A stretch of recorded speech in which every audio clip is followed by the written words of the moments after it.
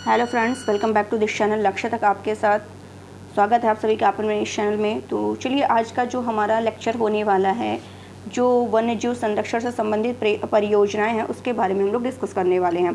काफ़ी इंपॉर्टेंट है, यहाँ से भी एक क्वेश्चन आपके हर साल एग्जाम में पूछे जाते हैं। तो चलिए फटाफट इसको डिस्कस कर लेते हैं।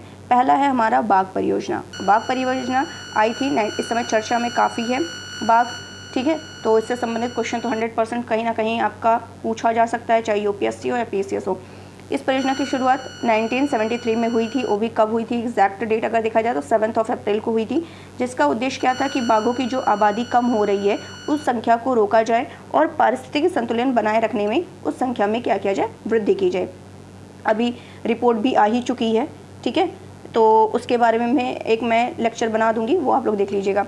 और देश का सबसे बड़ा टाइगर रिजर्व जो है वो नागार्जुन सागर श्रीशैलम अभ्यारण्य आंध्र प्रदेश में। सबसे बड़ा जो देश का टाइगर रिजर्व है वो नागार्जुन सागर श्रीशैलम जो कि आंध्र प्रदेश में है। और देश में बाघों की सर्वाधिक संख्या कहाँ पर है, एमपी में है। इसीलिए एमपी को टाइगर स्टेट भी कहा जाता है, एमपी को टाइगर स्टेट भी कहा जाता है, ठीक है। और अंतर्राष्ट्रीय बाघ दिवस कब मनाया जाता है, 29 जुलाई को मनाया जाता है। ओडिशा के नंदन कानन जो है ये सफ़ेद बाघों के लिए फेमस है। ओडिशा का जो नंदन कानन है वो किसके लिए फेमस है, सफ़ेद बाघ के लिए फेमस है। और विश्व का जो पहला सफ़ेद बाघ रिजर्व था वो कहाँ पर खोला गया था, मध्य प्रदेश का एक जिला है जिसका नाम है सतना। सतना के मुकुंदपुर में खोला गया था। कब, 2016 में ये खोला गया था। नेक्स्ट परियोजना हमारी आती है गिर सिंह परियोजना। गिर कहाँ पर है, गुजरात में है। गिर कहाँ पर है, ये गुजरात में स्टार्ट की गई थी। और किसके लिए, एशियाई शेरों के लिए। एशियाई शेरों के घर की उपमा से ये प्रसिद्ध है गिर सिंह परियोजना। और ये गिर अभ्यारण्य में की गई थी। और गिर अभ्यारण्य एकमात्र ऐसा उद्यान है जो एशियाई शेर जहाँ पर पाए जाते हैं। नेक्स्ट आता है हाथी परियोजना। हाथी परियोजना कब स्टार्ट की गई थी, 1992 में स्टार्ट की गई थी। हाथी की संख्या में गिरावट आ रही थी, तो इसीलिए केंद्र सरकार ने क्या किया, इस परियोजना की शुरुआत की केंद्र सरकार के द्वारा 1992 में। और 2010 में हाथी को राष्ट्रीय विरासत पशु घोषित किया गया। 2010 में हाथी को राष्ट्रीय विरासत पशु घोषित किया गया, ये सन याद रखिएगा। और 12 अगस्त को क्या मनाते हैं, विश्व हाथी दिवस मनाया जाता है। अगर हम IUCN की रेड लिस्ट की बात करें तो जो हाथी है, एलिफेंट है, उसको वल्नरेबल हिंदी में इसको कहते हैं सुभेद्य, तो वल्नरेबल तथा एशियाई हाथियों को संकटग्रस्त यानी इंडेंजर, इन दोनों की आपको जो IUCN के द्वारा रेड लिस्ट जारी की गई है इसमें दोनों का जो जिस सूची में रखा गया है ये आपको ध्यान रखना है। जैसे कि हाथी जो है इसको सुभेद्य वल्नरेबल और एशियाई हाथी जो है उसको इंडेंजर्ड यानी कि संकटग्रस्त सूची में रखा गया है। नेक्स्ट है कछुआ संरक्षण।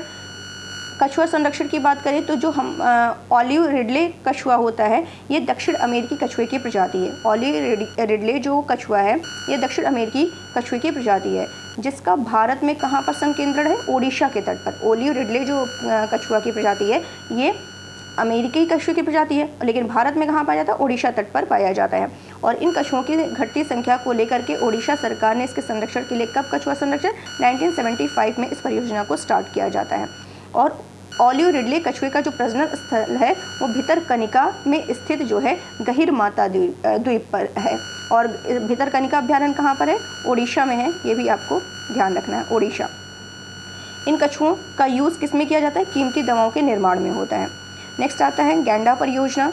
एक सींग वाले गैंडे केवल भारत में पाए जाते हैं। काफ़ी इंपॉर्टेंट है, ये कूट में क्वेश्चन दे सकता है कि एक सींग वाले गैंडे भारत के साथ यहाँ भी पाए जाते हैं। तो आपको ये ध्यान रखना है कि ये गैंडे केवल और केवल भारत में ही पाए जाते हैं। इनके जो ये सींग वाले जो गैंडे, इनके सींगों का शिकार अवैध व्यापार के कारण इनकी संख्या में गिरावट आ रही थी। इसीलिए इनके संरक्षण के लिए 1987 में ये गैंडा परियोजना की क्या की जाती है, शुरुआत की जाती है। अब नेक्स्ट आता है हंगुल परियोजना। इसकी शुरुआत 1970 में की गई थी, 1970 में की गई थी। और हंगुल जो है ये यूरोपीय रेंडियर प्रजाति का एक सरल स्वभाव का क्या है, हिरन है, जो कहाँ पर, दचिगाम राष्ट्रीय उद्यान में पाया जाता है। नेक्स्ट है गिद्ध संरक्षण परियोजना। गिद्ध संरक्षण परियोजना की बात करें तो गिद्धों की संख्या में गिरावट आ रही थी, तभी इसकी शुरुआत की गई। और भारत में अधिकांश गिद्धों की मृत्यु के लिए एक दवा है, ये एग्जाम में पूछा गया हुआ है, तो ये भी ध्यान रखिएगा कौन सी दवा, उसका नाम डिक्लोफेनेक, इसी को उत्तरदायी माना जाता है। तो आज के लिए बस इतना ही रखते हैं। उम्मीद है आपको समझ में आया होगा, तो प्लीज़ इसको ज़्यादा से ज़्यादा लाइक करिए, शेयर करें, सब्सक्राइब करना बिल्कुल मत भूलिए। आज के लिए बस इतना ही रखते हैं। कल फिर एक नया लेक्चर के साथ आप लोगों के साथ मिलते हैं। Thank you so much.